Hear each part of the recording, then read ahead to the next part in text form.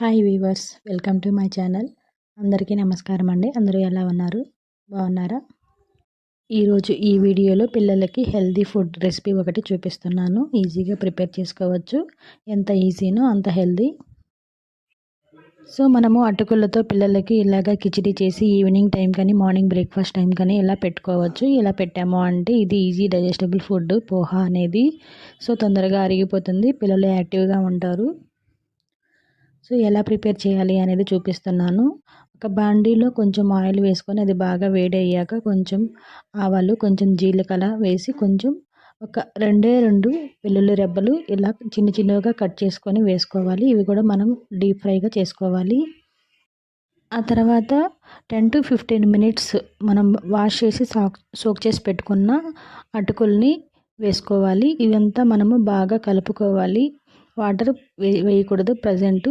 So water వేయకుండా ఇలాగా నార్మల్గా ఫ్రై చేసుకోవాలి. 5 to 10 మినిట్స్ ఇలా ఫ్రై చేసామంటే కొంచెం పసుపు పొడి యాడ్ చేసుకోవాలి, టర్మరిక్ పౌడరు, సాల్ట్ కోసం సాల్ట్ కొంచెం యాడ్ చేసుకోవాలి.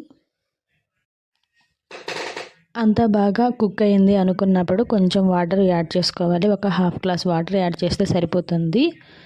దీన్ని ఒక 2-3 మినిట్స్ మనము కలిపెడుతూ ఉడకబెట్టాము అంటే తొందరగా ఉడికిపోతుంది. సో మాడు అంటకుండా ఒక 2-3 మినిట్స్ మనం కలిపెడుతూ ఉండాలి.